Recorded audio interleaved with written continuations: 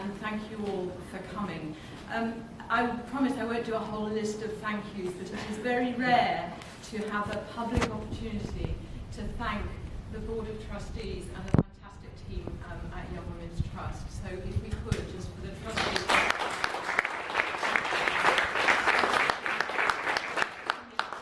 many of them. Because being a chief exec is only as good as the charity, and it's only as good as the people you're working with and the messages that you're trying to convey. We talk about Young Women's Trust as a new charity. It is, and it's 150 years of being concerned about disadvantaged young women. And I know there's some people in the room tonight who've been involved with YWCA.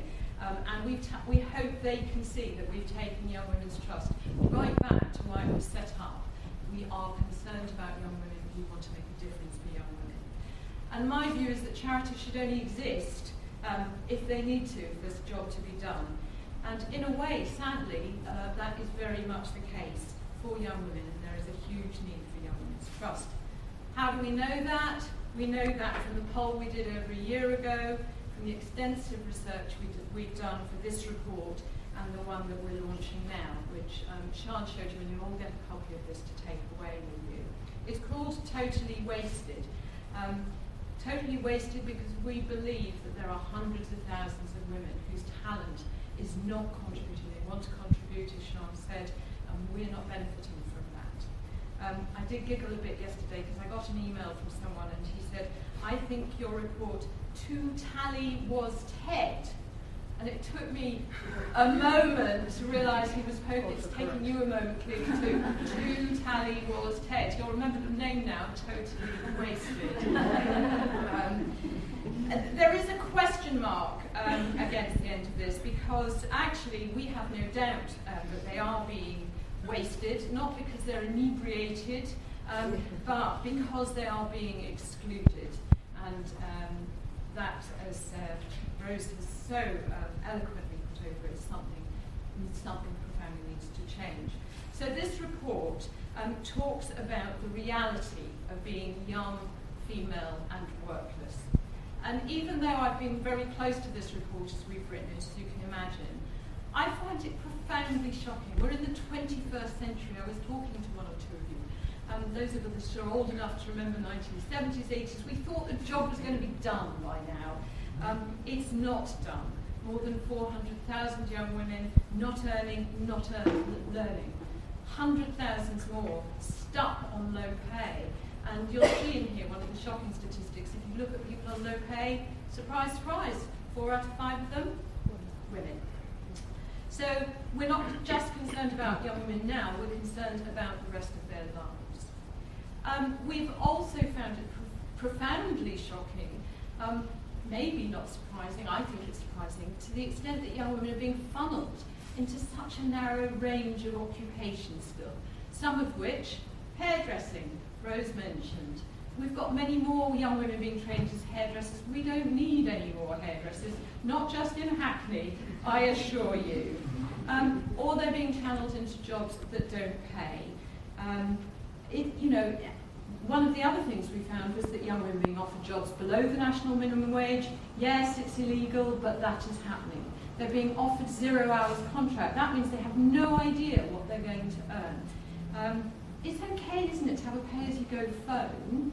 It's not really on, is it, to have a pay-as-you-go job, as one young woman called it, because she doesn't know what she's going to be earning tomorrow and the day after tomorrow. If you've got children or caring responsibilities, that becomes impossible.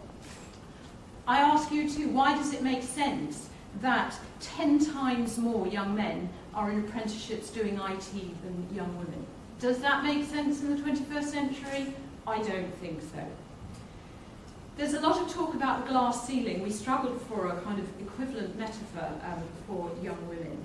But the young women we spoke to in the inquiry can't even see this glass ceiling, let alone through it. It's invisible, and that's how they tell us they feel too. They want to work, they want to combine caring and working. Again, how long does it take to make it feasible to both be a carer and contribute to society through work? There's got to be a way of doing it. So, what are we doing about it at Young Women's Trust? We are continuing with this inquiry. This is phase 1. This is very much the voice of young women. And we're going to take this, talk to policymakers, talk to employers, talk to those people who are providing further education, and talk with them about what they think can be done about it.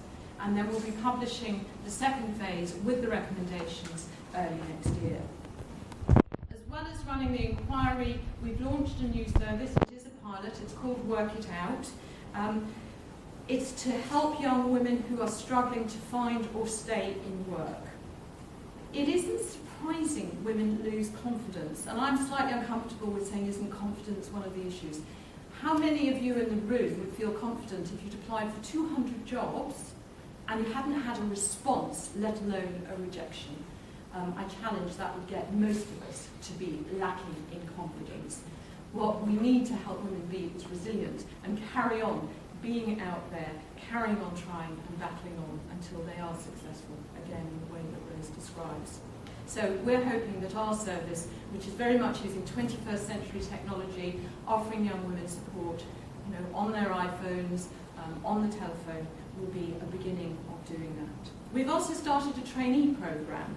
Our first trainees, Nadine and Shaista, some of you may have heard Nadine on Women's Hour this morning, which was excellent, and please do talk to them because the challenges they've faced very much mirror the women that you will read about in our report. Nadine will tell you how, despite being quite a maths whiz, she was funneled into doing childcare because she'd done a short period of a work placement. We all did, well, many of us did work placements at school. It was just supposed to be a little taste of the workplace. It wasn't supposed to decide what you're going to do for the rest of your life. So she discovered she wasn't too keen on it after all. But the narrowness of, again, the advice, Shaista too advised to do childcare. And she will tell you too about the impact of sending out numerous applications and not hearing anything at all. Is it a wonder that young women lose motivation and their confidence is dented? So we hope though for Nadine and Shaista that working with us will help them on their path and make it easier for them to find permanent work. But in this very civilised and very wonderful country, there are over 1 million young women in England at high risk of being trapped in lifelong poverty, and we want to work with them to make a difference. We would love to work ourselves out of business and close the charity down because that job had been done. So please help us do that, ironically. The way you can do it is through our Young Women's Future Fund. Our Young Women's Future Fund will help us support our trainees, deliver workshops, deliver our coaching service, support young women with careers mentoring. And they're all those activities designed to help young women out of poverty. And also, as Sian said, help young women have a voice and campaign with us on the change they want to see. This issue isn't going to go away in a hurry, but I think we can make some big strides forward. So I would like to ask you all to support us through the fund. On the tables where most of you are, there's a pledge form. We'd really, really appreciate it if you could fill that form in and hand it to one of our trustees or one of our members of staff, who now will have to wave because you won't be able to recognise them otherwise. Please help us. Thank you again for coming. Your reward for filling out the pledge form is liquid nitrogen ice cream, which will be served behind. Have a good evening.